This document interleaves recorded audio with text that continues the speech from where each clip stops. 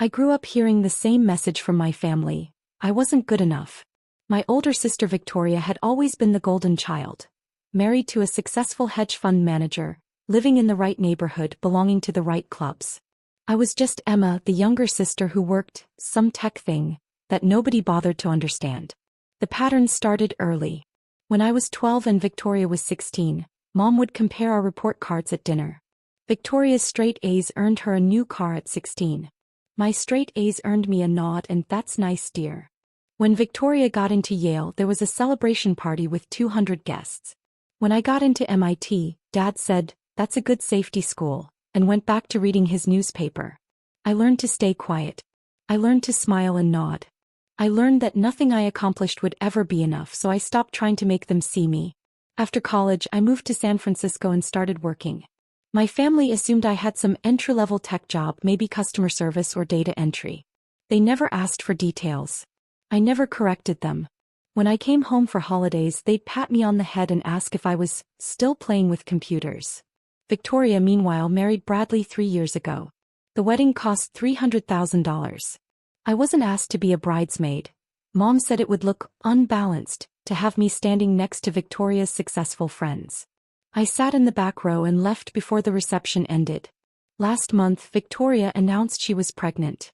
Mom immediately began planning an elaborate baby shower at the Riverside Country Club, the most exclusive club in our hometown. Membership fees started at $50,000 annually, with a $200,000 initiation fee and a 5-year waiting list. "We're having it at the club, of course," Victoria announced during our weekly family Zoom call. She looked directly at the camera, making sure I could see her perfectly highlighted hair and designer maternity dress. "Members and their families only. It's very exclusive." "Sounds lovely," I said, sitting in my small San Francisco apartment, the one they thought was all I could afford. "You can come if you want," Victoria added, her tone making it clear it was a reluctant invitation. "Though I know the club isn't really your scene. Very upscale. Sophisticated." Mom jumped in. "Maybe Emma would be more comfortable just sending a gift, dear. The club has certain standards." I smiled into the camera. "I'll be there. Wouldn't miss it." Victoria's perfectly microbladed eyebrows rose. "Well, don't feel obligated. I know the drive from San Francisco is long, and you probably can't afford to take time off work." That was 3 weeks ago. I marked the date in my calendar and said nothing more about it. The baby shower was scheduled for Saturday afternoon. I flew in Friday night and checked into a modest hotel near the airport, the kind of place my family would expect me to stay. I didn't tell them I was in town early. Saturday morning, I drove to the Riverside Country Club. The building was stunning. All white columns and manicured gardens, overlooking the 18th hole of a championship golf course. Valets rushed to park arriving Mercedes and BMWs. Women in designer sundresses and men in country club casuals streamed through the grand entrance. I parked my rental car, a modest sedan, in the far corner of the lot and walked toward the entrance. I was wearing a simple sundress from Target, my hair in a ponytail. I looked exactly like what my family expected. The poor relation, dressed in her Sunday best, trying to fit in where she didn't belong. The valet gave me a skeptical look but said nothing. I walked through the marble-floored lobby toward the Magnolia Ballroom, where Victoria's shower was being held. The sounds of laughter and clinking champagne glasses echoed down the hallway. I slipped into the ballroom quietly. About 60 women were already there. Victoria's sorority sisters, Bradley's colleagues' wives, Mom's book club friends, distant relatives I barely knew. The room was decorated in soft pink and gold, with elaborate floral centerpieces on every table. A string quartet played in the corner. Waiters circulated with champagne and canapés. Victoria sat at the head table on a throne-like chair, one hand resting on her pregnant belly, accepting gifts and compliments like a queen holding court. Mom stood beside her, beaming with pride.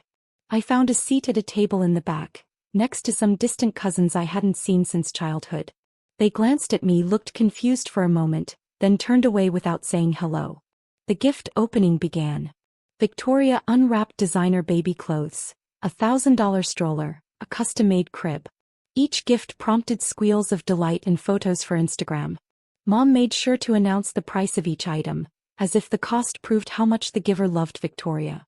This is from Aunt Patricia, Mom announced, holding up a silver rattle from Tiffany. $1,200. More squeals. More photos. More champagne. I sat quietly sipping water, my simple wrapped gift sitting on the table beside me. I'd brought a handmade baby blanket from a small shop in San Francisco. Cost $80. I knew it would be mocked. After an hour of gifts, Mom spotted me. Her eyes widened in surprise. She clearly hadn't expected me to actually show up. She whispered something to Victoria, who turned and looked at me with an expression somewhere between annoyance and amusement. Emma. Mom called out, her voice carrying across the ballroom. You made it. Come up here and say hello to your sister. I stood and walked to the front of the room. 60 pairs of eyes followed me, taking in my cheap dress and drugstore makeup. I could hear the whispers starting. Who's that? Victoria's sister. Really? She doesn't look like family. I reached Victoria and leaned down to hug her. She tolerated it for exactly 2 seconds before pulling away. So glad you could make it, she said, her tone suggesting the opposite. I wasn't sure you'd be able to afford the time off work. I made it work, I said simply. Mom jumped in, her smile tight. Emma works in San Francisco. Tech industry. Very proud of her. One of Victoria's sorority sisters, a blonde woman in a Chanel dress, spoke up. Oh, how exciting. Are you an engineer? A programmer? Before I could answer, Victoria laughed. Oh no, nothing like that. Emma does something with computers. We've never quite understood what. She patted my hand condescendingly. It's very sweet that she tries. The women laughed politely. I smiled and said nothing. Well, sit. Mom gestured for me to return to my table. We're about to have lunch. I started to walk back when Victoria's voice stopped me. Oh, Emma, before you sit down, I wanted to ask you something. I turned back. Victoria's eyes glittered with something cruel. Bradley and I have been thinking about joining another club. Somewhere even more exclusive than Riverside. The Platinum Reserve Club downtown. Do you know it? I nodded. I knew it very well. The membership fees are quite steep, Victoria continued, making sure her voice carried to the entire room. $75,000 annually, plus a $400,000 initiation. But Bradley thinks we should apply. She paused dramatically. Of course, it's probably more than you make in several years, but isn't it wonderful that Bradley can provide that kind of lifestyle? Very wonderful, I agreed quietly. I mean, no offense, but you probably couldn't even afford the basic membership here at Riverside. Victoria laughed, gesturing around the ballroom. The initiation fee alone is $200,000. Can you imagine? Mom laughed too, a little nervously. Now Victoria, be nice. But Victoria was on a roll. I'm just saying it must be hard for you seeing how well Bradley takes care of me. Seeing all this. She gestured at the elaborate decorations, the expensive gifts, the designer-dressed guests. Knowing it's so far out of reach for you. The room had gone quiet. Everyone was watching. This was the entertainment. Watching Victoria put her poor sister in her place. I looked at her calmly. You're right. It's very impressive. Victoria smiled, satisfied. I'm not trying to make you feel bad. I just think it's important to be realistic about your station in life. You know, some people are meant for country clubs and some people are meant for public parks. A few women giggled. Mom's face was turning red, but she said nothing to stop it. You can't even afford the basic membership, Victoria said louder now, playing to her audience. I mean, be honest with yourself, Emma. When was the last time you even stepped foot in a place like this? I smiled. This morning, actually. Victoria blinked. What? I was here this morning. Had some business to discuss with the management. Mom frowned. What are you talking about? Stick to your public parks, dear, Mom suddenly interjected, trying to redirect. Places more suited to your budget. This lifestyle isn't for everyone. I nodded slowly. You're absolutely right, Mom. Not everyone belongs here. I picked up my purse and turned to leave. As I walked toward the ballroom exit, I could hear Victoria's triumphant laughter behind me, her friends joining in. Someone said something about knowing your place. Someone else mentioned how sad it must be to be the unsuccessful sibling. I walked through the lobby with my head high and left through the main entrance. The valets looked away as I passed. I got in my rental car and drove away from the country club. But I didn't go far. I pulled into a coffee shop parking lot 2 blocks away and waited. At 10:47 a.m. on Sunday morning, my phone rang. Miss Chin. It was Richard Morrison, the general manager of Riverside Country Club. I'd hired him myself 6 years ago. Good morning, Richard. I just wanted to confirm, you want to proceed with the membership cancellations? All of them, I confirmed. Victoria and Bradley Thompson. Patricia and Robert Chin. Any family members listed under those accounts? Including your mother's individual membership? Especially my mother's individual membership. There was a pause. Miss Chin, just so you're aware, Mrs. Thompson is currently hosting an event in the Magnolia Ballroom. This will cause quite a scene. I'm aware. And you want me to inform them immediately? Immediately. Very well. I'll call them now. I hung up and waited. 3 minutes later, my phone lit up with a call from Mom. I let it go to voicemail. Then Victoria called. Voicemail. Then Bradley. Then Mom again. Then Victoria again.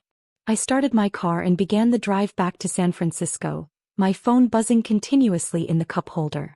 By Sunday evening, I had 43 missed calls and 67 text messages. I ignored all of them until Monday morning when I was back in my San Francisco office, the penthouse floor of the building I owned in the financial district. I finally called Mom back at 9 a.m. Pacific time, noon in their time zone. Emma.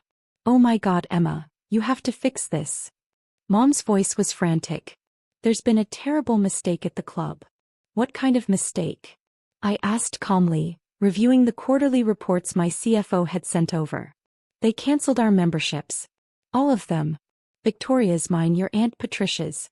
They're saying the owner requested it. They won't tell us who the owner is, but this is obviously some horrible computer error. That's terrible, I said, signing off on a $60 million acquisition. The manager, some man named Richard Morrison, he called right in the middle of Victoria's baby shower. In front of all her friends. He said our memberships were terminated immediately and we needed to vacate the premises. How embarrassing. It was humiliating. Victoria was crying. Everyone was staring. They escorted us out like we were criminals. I made a sympathetic sound and kept reading my reports. Emma, you have to help us fix this, Mom continued. You work with computers, right? Maybe this is some kind of hack? Can you call someone? Do something. I don't think I can help with that, Mom. Please. Victoria is devastated. She's 8 months pregnant and they embarrassed her in front of everyone. Her friends are posting about it on social media. Someone recorded the whole thing. That sounds very stressful for her. Emma. Mom's voice cracked. I don't understand what happened. We've been members there for 12 years. Your father used to golf there every Sunday before he passed. They can't just kick us out. Actually, I said calmly, they can. Property owners have the right to refuse service to anyone. But who would do this? Who would be so cruel? I set down my pen and looked out my office window at the San Francisco skyline. Mom, do you remember when I was 12 and got straight A's and you said, "That's nice, dear," and then took Victoria out for a celebration dinner without me? There was silence on the other end. Do you remember when I got into MIT and Dad called it a safety school? More silence. Do you remember Victoria's wedding where I sat in the back row because I wasn't good enough to be a bridesmaid? Emma, what does this have to do with? Do you remember yesterday when Victoria told me I couldn't afford the basic membership? When you told me to stick to public parks? Emma. I bought Riverside Country Club 6 years ago, Mom. I'm the owner. I've been the owner since I was 28 years old. I own 4 other country clubs in 3 states. The Platinum Reserve Club that Victoria mentioned? I own that too. In fact, I own a portfolio of 17 luxury properties, including the hotel where Victoria had her wedding reception. The silence stretched so long I thought she'd hung up. You what? My tech thing that nobody bothered to understand? I founded a software company when I was 23. We specialized in luxury property management systems. I sold that company for $800 million when I was 26. I used that money to start buying properties. Country clubs, resorts, boutique hotels. I'm currently worth about $2.3 billion. I heard Mom trying to breathe. Richard Morrison, the general manager you just mentioned? I hired him. He reports directly to me. When he called yesterday morning and asked why the owner was canceling your memberships, he was asking me. I told him to proceed with the cancellations and to do it during the baby shower. I wanted Victoria to experience just once what it feels like to be humiliated in front of everyone. Emma, please. I'm not finished, I said calmly. The memberships are permanently cancelled. I've also instructed all 17 properties in my portfolio to flag your names. You're not welcome at any of them. Not as guests, not as members, not even for events. You can't do that. I literally can. I own them. Mom's voice changed to pleading. Emma, sweetheart, there's been a misunderstanding. We've always been proud of you. We've always. No, you haven't. And that's fine. I don't need you to be proud of me. I don't need your approval or your love or your acceptance. I built my life without any of that. Emma, Victoria is pregnant. She's your sister. How can you be so cruel? I laughed, and the sound was bitter even to my own ears. How can I be so cruel? Mom, listen to yourself. Yesterday, Victoria publicly mocked me in front of 60 people. You stood there and let it happen. You joined in. You've both been doing it my entire life. But now that there are consequences, suddenly I'm cruel. We didn't mean. Yes, you did. You absolutely did. And you know what? I don't even blame you anymore. I used to think something was wrong with me. That I wasn't good enough, smart enough, successful enough to earn your love. It took me years to realize the problem was never me. It was you. My office phone buzzed. My assistant's voice came through the intercom. Miss Chen, your 9:30 is here. I have to go, Mom. I have a meeting with some investors about acquiring a resort chain in Tahoe. Each property is worth about $40 million. That's probably more than Victoria's husband makes in a year. But isn't it wonderful that I can provide that kind of lifestyle for myself? Emma, wait. Don't call me again. And tell Victoria her baby gift is in the mail. It's a handmade blanket from a small shop in San Francisco. Cost $80. I'm sure she'll hate it, but maybe her daughter will appreciate it someday when she's old enough to understand that price doesn't equal value. I hung up. My phone immediately started ringing again. I blocked Mom's number. Then Victoria's. Then Bradley's. Tuesday morning, I received an email from Aunt Patricia. The subject line was family emergency. The email was long, desperate, and poorly punctuated. She explained that she and Uncle Robert were facing serious social consequences from the country club incident. Their friends were asking questions. People were gossiping. Someone had posted a video on Instagram of Victoria being asked to leave the baby shower, and it had gone viral in their social circle. Please reconsider, Patricia wrote. This is destroying Victoria's reputation. She's getting messages from her sorority sisters asking what happened. Bradley's colleagues are talking. This could hurt his career. Emma, she's pregnant. Have mercy. I deleted the email without responding. Wednesday afternoon, my head of security informed me that Victoria and Bradley had shown up at the lobby of my office building, demanding to see me. Security had escorted them out. Thursday morning, my attorney called. Miss Chen, I received a letter from a Patricia Chen. She's claiming you've damaged her reputation and her niece's reputation through your actions at Riverside Country Club. She's threatening to sue for defamation and emotional distress. I laughed. On what grounds? I exercised my rights as a property owner to terminate memberships. There's no defamation in that. That's what I told her attorney, he said. They have no case. But I wanted you to be aware. Thank you. Let me know if they actually file anything. They didn't. Friday evening, 1 week after the baby shower, I received a handwritten letter. It was delivered by courier to my office, marked urgent personal. The letter was from Victoria. Her handwriting was shaky. Emma, I don't know what else to do. I've called, I've texted, I've tried to visit your office. You won't respond. So I'm writing this letter because I need you to understand what you've done. The video of us being kicked out of my baby shower has been viewed over 1 million times. Someone posted it on TikTok with the caption, "Rich people get karma." The comments are brutal. People are calling me entitled, spoiled, a bully. Someone dug up my Instagram and is posting mean comments on all my photos. Bradley's firm is upset. They're worried the negative publicity reflects badly on them. He might lose clients. My friends won't stop asking questions. They want to know who owns the club. They want to know why we were kicked out. What am I supposed to tell them? That my little sister, who I thought was a failure, is actually a billionaire who owns the club and kicked us out for revenge. Mom is devastated. She's crying every day. She feels betrayed. She says you've changed, that success has made you cruel and vindictive. I know I was mean to you at the shower. I know I said things I shouldn't have. But did I really deserve this? Did I deserve to be publicly humiliated while pregnant? Did I deserve to have my reputation destroyed? I'm sorry for what I said. I'm sorry for not being a better sister. Please, Emma. Please fix this. Cancel whatever blacklist you've put on our names. Let us back into the clubs. Help me salvage my reputation.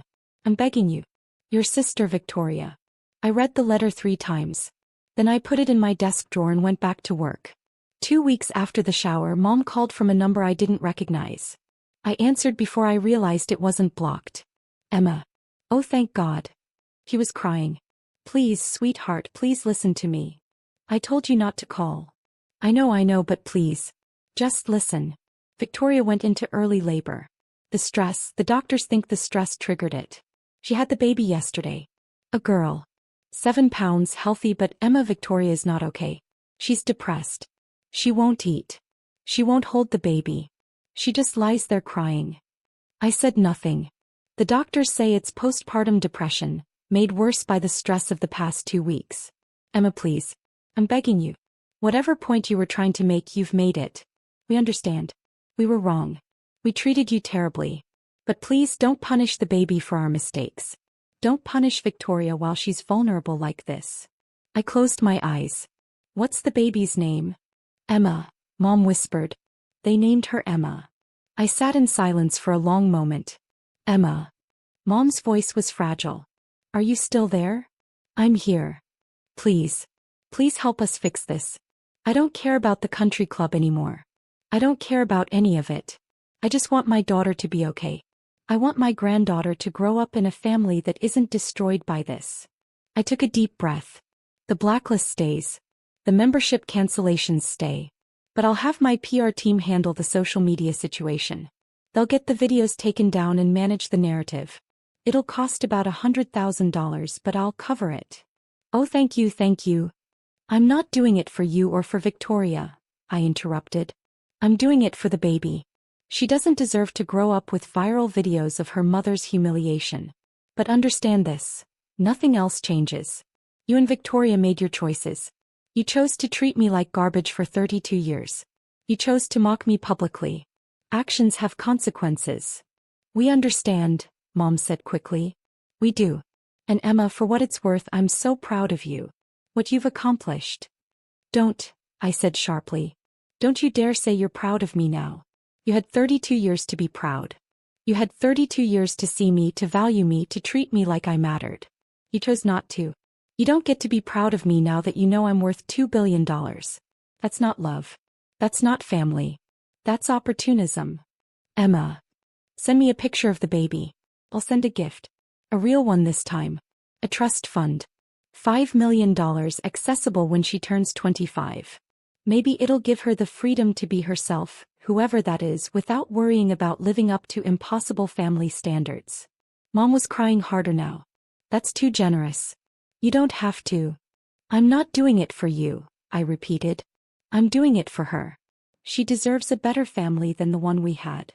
I hung up before Mom could respond. That evening I sat in my penthouse apartment, the one my family had never seen, looking out at the San Francisco skyline. My phone buzzed with a text from an unknown number. It was a photo of a tiny baby girl with dark hair and my eyes, wrapped in a hospital blanket. Another text came through. Her full name is Emma Patricia Chin Thompson. Thank you for the trust fund. Thank you for everything. Victoria. I looked at the photo for a long time. Then I forwarded it to my attorney with instructions to set up the trust fund and to include an additional clause. The baby would receive financial literacy education starting at age 12, funded by the trust. She would learn about money, investing, and independence. She would learn that her worth wasn't determined by her family's opinion of her. She would learn what I had to teach myself. 3 months later, I received a package. Inside was a framed photo of baby Emma wearing the handmade blanket I'd sent. The one from the San Francisco shop, the one I thought Victoria would hate. There was a note in Victoria's handwriting. She sleeps with this every night.